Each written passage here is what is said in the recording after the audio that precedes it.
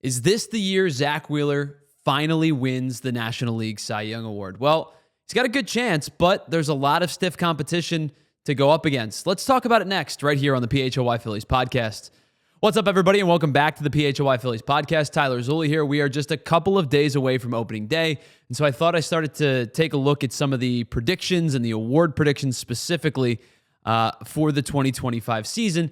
Is this the year that Zack Wheeler finally is the National League Cy Young Award winner? I think there's a good chance, but let's take a look at some of the other players that I think might stand in his way. And I'm going to give you my top 3 NL Cy Young Award predictions and who ends up winning the 2025 NL Cy Young. Let's start at number 3, and we're going to give you the odds along the way. Let's start at number 3. We're going to go to Cincinnati and a guy that I am really high on. I'll give you plus 2,000 on Cincinnati Reds starting pitcher Hunter Greene. Last year felt like a breakout year for Hunter Greene, and this year I think is where he really dominates from start to finish. You see he made 26 starts last year, which was close to a career high. This is the year I think he pitches a full season. Last year he finished 9-5 in 26 starts with a 2.75 ERA. He struck out 169 over 150 and a third innings pitched. He finished 8th in the Cy Young voting last year, and he was a 2024 National League All-Star. Now, as you can see, 2 of the numbers that stand out as to why he maybe hasn't had as much success in the past as he could with his stuff is the fact that he led the National League in both hit by pitches, or led the National League in hit by pitches, and had 57 walks last season. But before we get into the bad, let's talk about some of the good. Last year, he posted career bests in all of these categories: strikeouts, innings pitched, whip, hits per 9, walks per 9, home runs per 9, hard hit percentage, barrel rates, and average exit velocity. And his expected numbers were just as good as his real numbers, proving that his season really wasn't a fluke. Now, as I made mentioned, his command could still use some work, even if it is trending in the right direction. But the good outweighs the bad, I think, exponentially, especially last year, because the stuff has always been there, and now he's kind of starting to put it all together. When you think of Hunter Greene, you think of fastball velocity. Last year, he ranked 15th in Major League Baseball on average fastball velocity at 97.6 miles an hour. But it's not just his fastball that proves that he is one of the better starters in the league. His off-speed stuff has gotten better and better as the years go on, and opponents last year hit 161 off of his slider, and the solid contact numbers off of that pitch dropped significantly. Now, why did he have success with his secondary pitches, his slider and his splitter specifically? Well, he kept them down more frequently, which led to fewer home runs allowed despite pitching 28 more innings. He also generated chase rates at well above league average to right-handed hitters on the slider down and away specifically. The slider has always been a super effective pitch, but it's less effective when he's not throwing strikes. And so when he's able to throw his fastball for strikes and get ahead of the count, that's when the chase rates go up, and that's when the slider becomes the most effective. I think this is the year that Hunter Greene really ascends into stardom. He may make an all-star team for a second consecutive year, and I think he finishes 3rd in the National League Cy Young voting, which brings us to number 2. And I'm sorry to say, Phillies fans, I think Zack Wheeler is going to finish 2nd in the National League Cy Young voting for a 3rd time as a member of the Phillies. Zack Wheeler, you can get him at plus 800 to win the NL Cy Young, and let's call it for what it is. Zack Wheeler has been the most consistent pitcher in baseball over the last 4 or 5 seasons.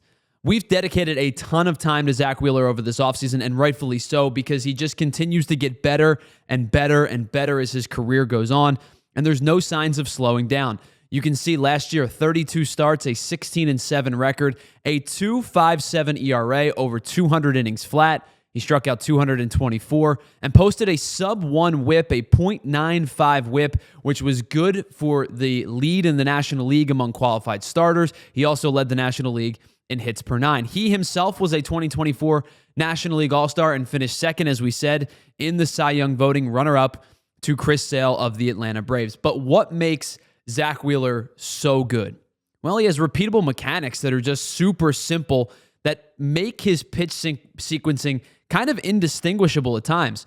His delivery is consistent, it's effective, it's simple. His mechanics are sound and easy to repeat, and it becomes so important with his tunneling that he does all of these things so well.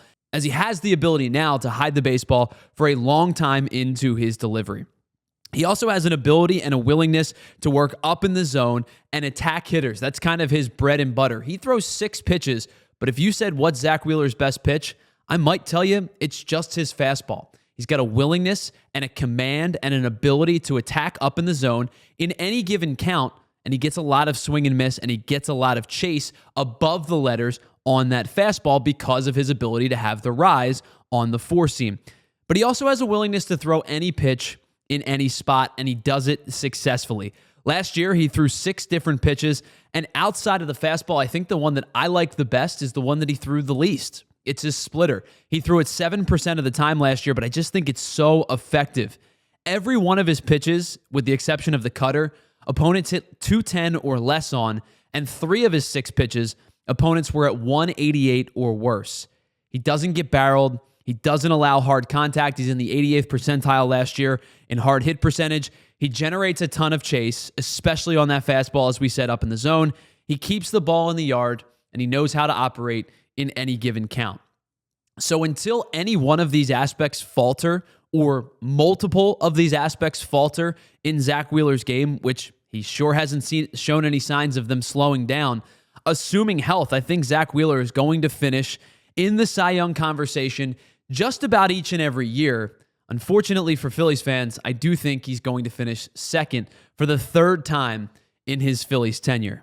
Because the guy that I think is going to win the National League Cy Young this year is the odds-on favorite. At plus 300, it's Paul Skeens of the Pittsburgh Pirates. Listen, the kid is just disgusting. There's really no other way to put it. Last year, he made 23 starts. He was 11-3 with a 1.96 ERA, and despite the fact that he only had 133 innings pitched, he finished 3rd in the NL Cy Young voting because he was that good. He struck out 170, posted a .947 whip, which if he was amongst qualified pitchers would have been good for the best in the National League. He would have usurped Zack Wheeler for that role. Not only was he the 2024 National League Rookie of the Year, he was also the National League starting pitcher for the 2024 All-Star Game. Another guy who his fastball may be his best pitch. It was the 7th fastball in Major League Baseball last year, averaging 98.8 miles per hour on average. But he throws 6 pitches, kind of like Zack Wheeler.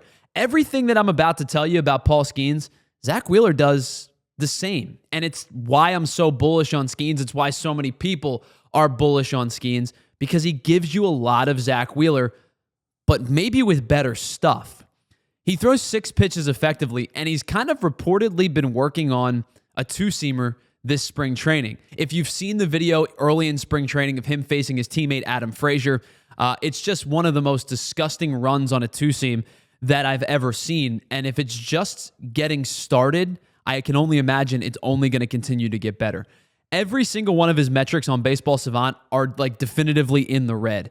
The only thing that he doesn't have definitively in the red is his extension rate, but at 6'6", barreling down the mound at you, and the fact that he's so good and his stuff is so good, I think that's kind of easily negated by the fact that all of his other stuff is so darn good. And as I said, much like Zack Wheeler, his mechanics are easily repeatable. He doesn't have any of that extra unnecessary movement in his delivery. His velocity is effortless, and he's cross-body action. What it does is allow him to hide the baseball for an extra long time. And when you're 6'6", and you throw as hard as you do, and you have as good of stuff as you do, that additional ability to hide the baseball, it's going to feel like the pitch is on top of you by the time Paul Skeens releases the ball off the mound. Again, last year he finished 3rd in Cy Young voting despite only throwing 133 innings. There's a reason for that. He finished 7th in combined run value across baseball last year. One pitch in particular, his sinker, finished with a 17 run value, which was tied for 2nd among sinkers with Logan Webb and Zack Wheeler. Notice a lot of comparisons to Zack Wheeler here. We're going to keep doing it as this conversation unfolds. I think he's unhittable from either side of the plate. Lefties had a 1 flat whip against him. Righties were worse. They had a .91. He struck out 170 over those 133 innings, which is good for 11.5 strikeouts per 9. Also, his 33.1% strikeout rate was in the top 5% of baseball last year. He also posted a 5.31 strikeout per walk ratio. He's striking out more than 5 batters per every walk that he issues. The command is excellent already, and with the stuff, he's poised to be one of the best pitchers in baseball for a really long time. 4 of his 6 pitches were hit at 230 or worse last year, and 3 of them were 184 or worse, including his changeup. Now, he didn't throw it a ton, but opponents hit 0.88 off of it on the 114 changeups that he threw last year. He also got whiffs on 54.8% of the swings against the changeup. What makes Skeens so effective, outside of the fact that his stuff is disgusting and he hides the ball and his mechanics are simple? Yeah, it's a lot already, but let's talk about one more thing that makes Skeens so effective, is his ability to throw multiple pitches to either side of the plate. Obviously, his four-seamer is his most used pitch, but he also threw his sinker, or running two-seam, sinker, whatever you want to call it, it's disgusting, about evenly distributed as well. But then he's got his secondary pitches, and he's got 2 secondary pitches for either side of the plate. To lefties, he throws the curveball and the changeup. To righties, he'll throw 2 different variations of the slider sweeper. I know that I've said it about 7 times already, but the comparisons to Zack Wheeler are so real. With the exception of, I think, Paul Skeens' stuff, even in his second full season, are already better than what Wheeler has the ability to throw. And that's not a knock on Wheeler. That's just saying how good Paul Skeens is. So there's my list of the top 3 National League Cy Young predictions. I'm going to go Hunter Green from the Cincinnati Reds, finishes 3rd. I'll go Zack Wheeler, finishes 2nd for the 3rd time in his Phillies tenure. And I think Paul Skeens wins the first of potentially many Cy Young awards for the Pittsburgh Pirates.